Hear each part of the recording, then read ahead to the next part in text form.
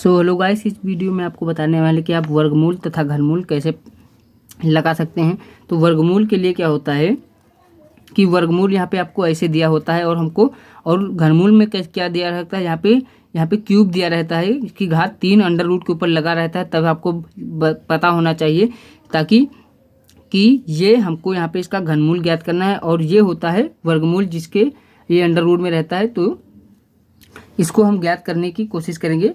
तो चलिए वीडियो को शुरू करते हैं। तो यहाँ पे कैसे होगा, तो सबसे पहले इसमें हम वर्गमूल करेंगे। तो वर्गमूल कैसे होगा, देखो वर्गमूल करने के लिए हमको इसको इस संख्या के गुणनखंड करने पड़ेंगे। तो कैसे करेंगे गुणनखंड, देखो गुणनखंड करने के लिए आपको पहले लाइन खींच लेनी है।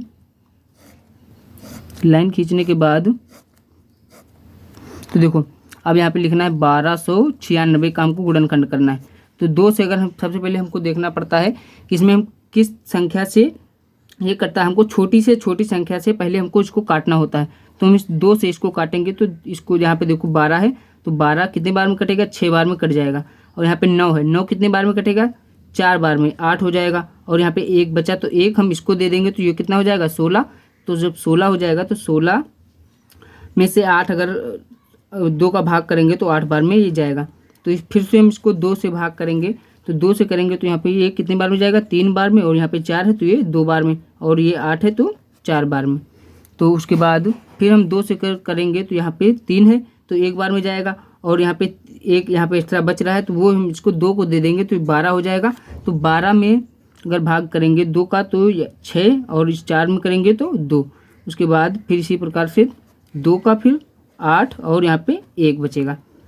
तो अब देखो अब यहाँ पे 1 हमको दिख गया है लास्ट में, तो सिंपल है कि 2 से नहीं कटेगा, अब ये 3 से कटेगा। तो 3 से काटेंगे तो 3 दूनी 6, 3 दूनी 6, और यहाँ पे क्या बचेगा, यहाँ पे 2 बचा तो 2 इसको साइड दे देंगे तो यहाँ पे 21 हो जाएगा। और 21, 3 सत्ते 21 होता है।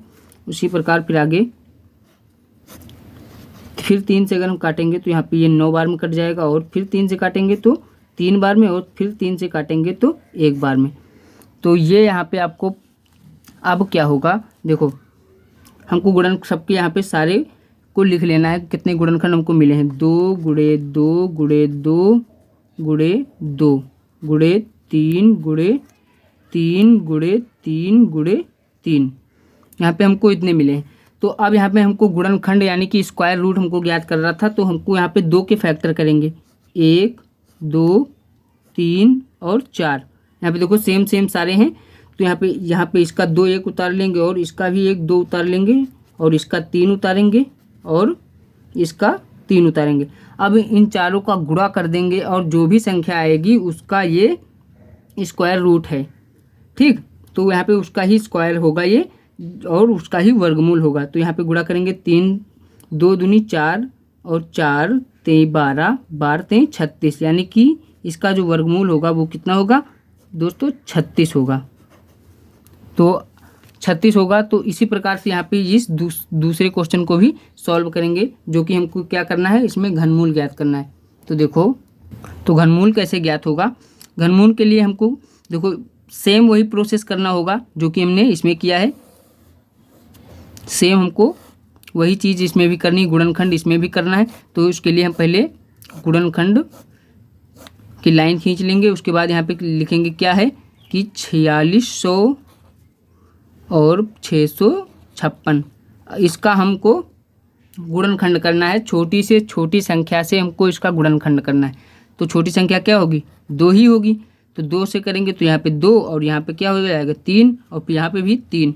यहाँ पे 5 है तो 5 कितने बार में कटेगा, 2 बार में कटेगा, 4 1 बचा 16 हो जाएगा तो 8।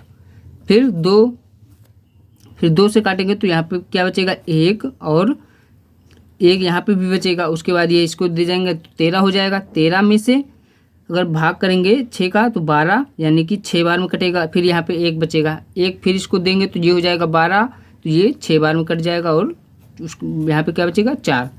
तो अब फिर से देखो 2, ठीक।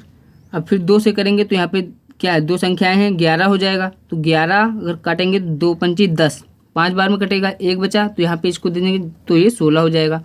उसके बाद 3, उसके बाद 2, फिर 2 से काटेंगे तो ये कितने बार में कट जाएगा, 2 बार में जाएगा, उसके बाद 1 बचा तो ये 9 बार में हो जाएगा, फिर 1 बार में और 1 उसको दे देंगे 12 यानी कि 6।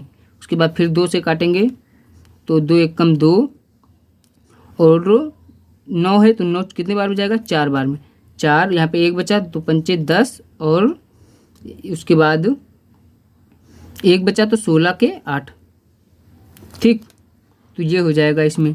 उसके बाद तो अब आगे देखो, अब फिर से इसको 2 से काटेंगे तो यहाँ पे 7 बचेगा और यहाँ पे 5 है तो यहाँ 2 बार में कट जाएगा और 1 यानी कि 9, 7 तो कितना हो जाएगा, 29 हो जाएगा।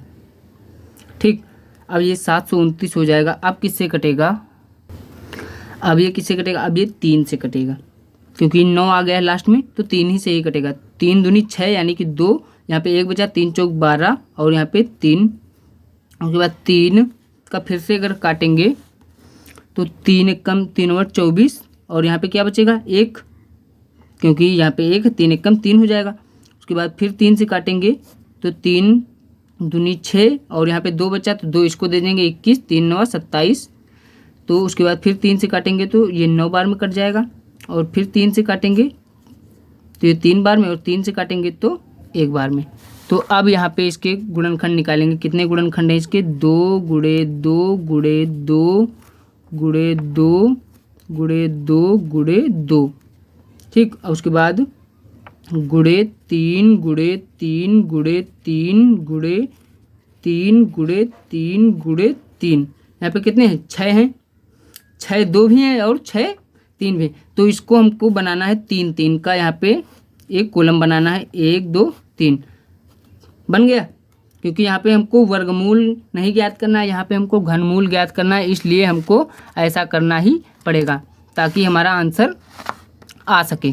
तो 3 का हमको करना है तो यहाँ पे 1 2, यहाँ का 1 2 उतार लेंगे, 2 गुणे और यहाँ पे से 1 2 ले लेंगे। उसके बाद यहाँ से एक 3 ले लेंगे और यहाँ से भी एक 3 ले लेंगे। तो यहाँ पे अब इसका गुणा करेंगे तो इसका गुणा जो आएगा वो कितना आएगा, 36 आएगा। तो हमारा जो ये घनमूल है यानी कि इसका जो क्यूब है यानी कि 36 गुणे 36 जो है, तो वो यहाँ पे अगर 36 गुणे 36 करेंगे तो ये निकल के आएगा, यानी कि इस रूट से हमारा 36 बाहर आएगा। तो यही होगा इसका आंसर। तो आई होप आपको वीडियो पसंद आई होगी, तो वीडियो को लाइक करके चैनल को सब्सक्राइब करना मत भूलिए।